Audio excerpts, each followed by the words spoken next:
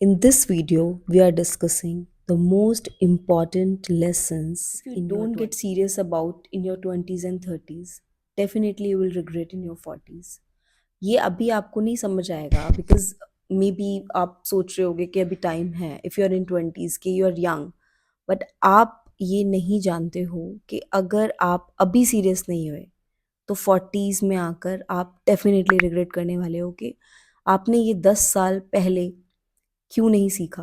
Because आज मुझे ये रिग्रेट होता है कि काश कोई प्रियंका मुझे भी मिलती जो मुझे मेरे 20s में गाइड करती कि मुझे कब अर्न करना स्टार्ट कर देना चाहिए, कब इन्वेस्टमेंट करना चाहिए और राइट इंस्ट्रूमेंट कौन सा है। Decades are very important for your financial future, so you have to be very serious about what you are doing in your 20s and instrument that where to invest, how to invest and what to do with your money. Three common mistake people are doing in this age.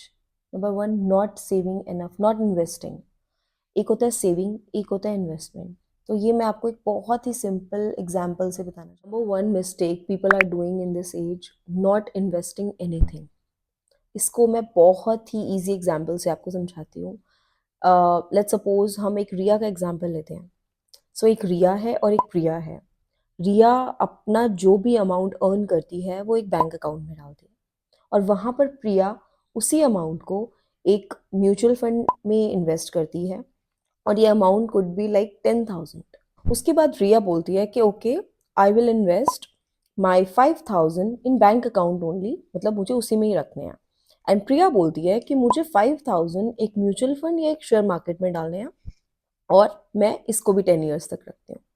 Now जो monthly SIP है, जो monthly वो निकाल रहे हैं amount, after 10 years रिया का आएगा 6 लाख और वहीं पर जो प्रिया ने इन्वेस्ट किया है वो आएगा ऑलमोस्ट डबल 11 लाख प्लस।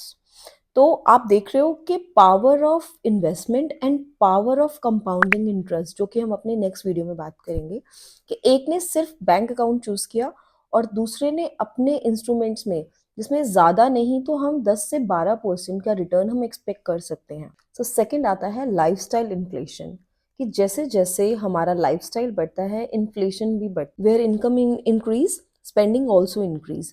तो जहाँ आपकी इनकम बढ़ेगी वहाँ आपके स्पेंडिंग एक्सपेंडिचर भी बढ़ेंगे। फॉर एग्जाम्पल, आपका 10,000 का सैलरी हाइक हुआ, सो इंस्टेड ऑफ इन्वेस्टिंग आप उसका आईफोन ले आए या आपने कोई भी अपना लाइफस्टाइल अपग्रेड किया, जिसकी वजह से आप जो है ये सेकंड मिस्टेक करते हैं इन योर 20s एंड 30s में, इन्वेस्ट ना करना।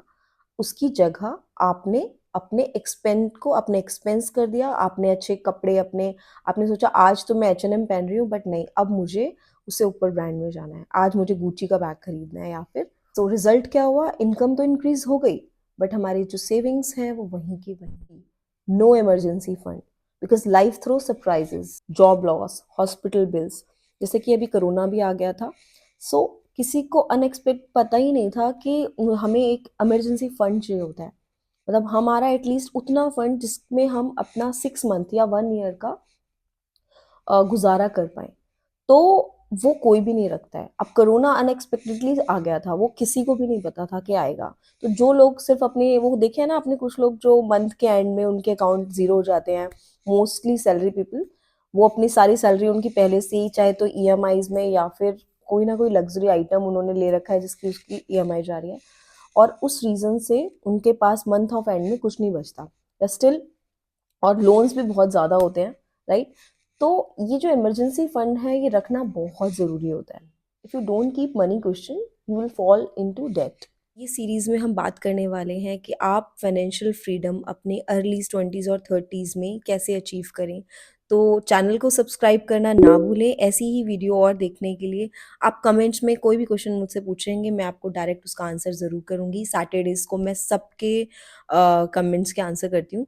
तो मेक श्योर कि आप इस चैनल को सब्सक्राइब करें और लाइक करें। Thank you.